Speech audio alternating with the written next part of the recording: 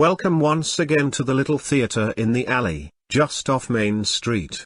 Today on Short Story Theater, we present a one-act play, entitled, The Handler. It is the story of a young man and woman, who have been going together for some time, but really don't know much about each other. What about you, dear listener? Do you really know your significant other? Helen, the lady in our play, is going to find out more about her boyfriend than she really wants to know. His name, by the way, is also the title of our play. Here now is The Handler.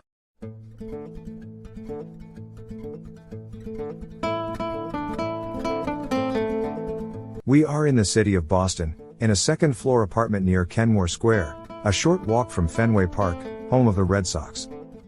A man with the unusual name of the Handler is visiting his girlfriend Helen. The Handler seems a little bit upset because Helen keeps talking about Lonnie, one of her co-workers at Mama Spumoni's House of Spaghetti. Let's listen in now, as Helen speaks. What's wrong with me talking about Lonnie? He's a funny guy. At work he makes us laugh. Look, Helen, don't talk to me about Lonnie anymore, okay? You said I could have friends. Lonnie's a friend, at work. You go on too much about him lately. He's this, he's that. I really don't give a crap, you know what I mean? I have friends. I'm not complaining about you having friends. I'm only asking for you stop talking so much about Lonnie. But I don't understand why. Can't I tell you about what's going on in my life? Of course you can. I want you to.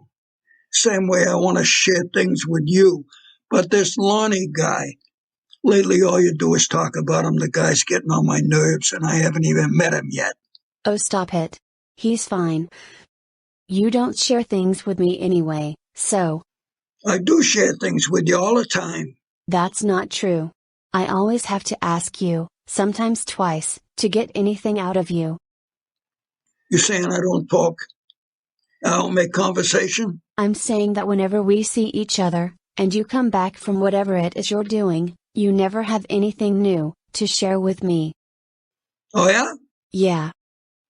Okay, right now I got 2 dead bodies in the trunk of my car, sitting out there in the driveway. Ha ha.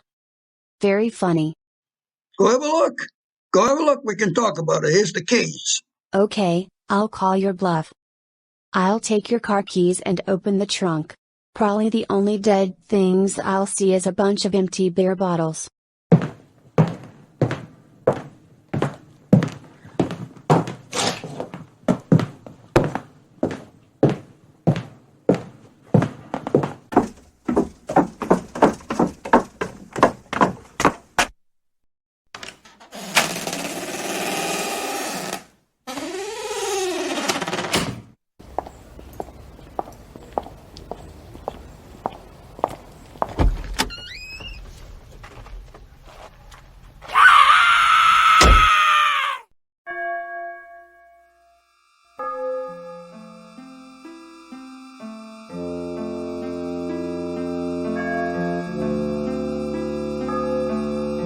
All right, I'll take the keys back. Sit down, now we can talk.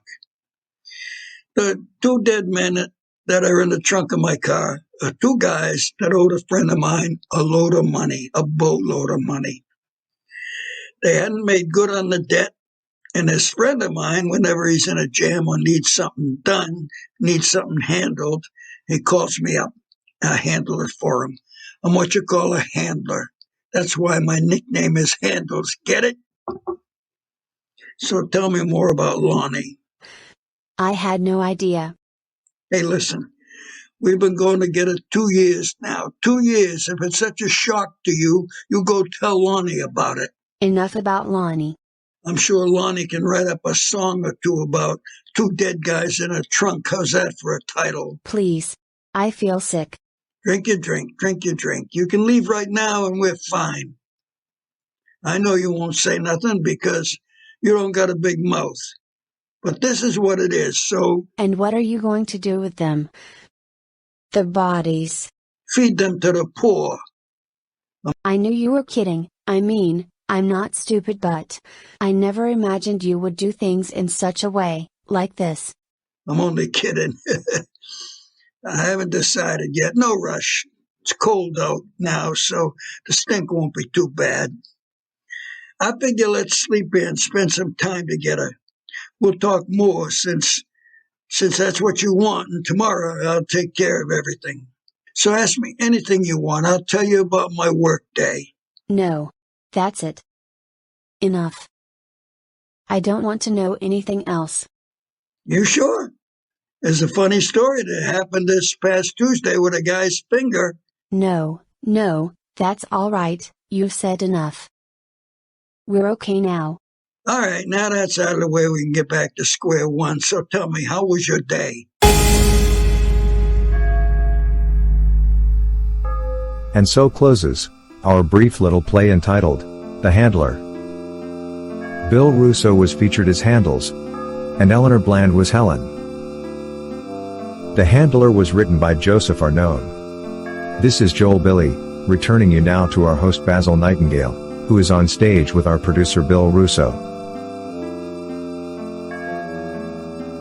For those of you who stayed with us after the conclusion of our play, thanks for listening, and you're invited to come backstage now, as we chat with the producer and director of Short Story Theatre, Bill Russo. Bill, congratulations on a fine performance, as that cold-blooded hitman, the Handler. Well, thank you, Basil. And we'd like to thank Joseph Arnone for the use of his little play, which I hope brought a smile or two to our listeners. Well, we've got some extra time today, so I thought I'd talk about dreams. Some people have bad dreams.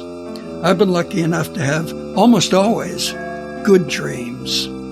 Now, I'm heading towards my 78th birthday, and I've noticed that the older I get, the more real my dreams seem to be.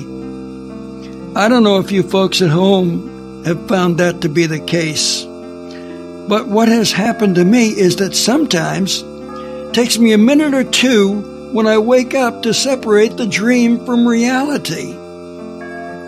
It gets me to wondering about heaven. If there is a heaven, is it like the dream, where you don't have any arms or legs to walk with, but you can walk and you can run?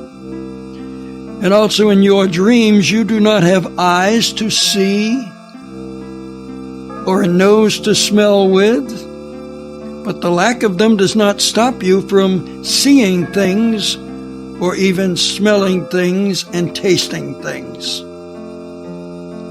This morning is a good example of what I'm talking about. I woke up at 6:39 this morning, and I was convinced that I had been talking with a 77-year-old guy named Dave, but I was speaking with him in a dream, and it was 1969, the year of Woodstock.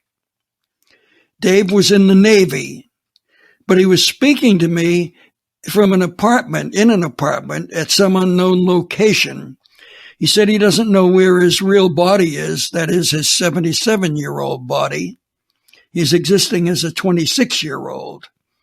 For all he knows, he might really be comatose in a nursing home somewhere, but right now he does exist as a 26-year-old guy in the Navy who was a performer at Woodstock. He told me he was pretty sure he played the flute at Woodstock, but when I pressed him for more information, he started to fade away, and I started to wake up. I was not at Woodstock in 1969, but I was a 26-year-old disc jockey at the time, spinning records at a radio station somewhere in New England. Well, this tale I'm telling you might come across a little flat to you right now, but I think as it plays out, it's going to be fascinating, especially if I can get Dave to give us on-the-scene reports from Woodstock. That's all I have for you now. If I have this dream again, I'll post an update. Thanks, Bill. What about it, dear listener? Do you too have dreams that are so real it takes sometimes a minute or more to get back to what is really real? Let us know, if you come up with a fascinating dream, and perhaps we can tell about it on Short Story Theatre. That's it for now. Thanks for listening. And please come back again soon. Won't you?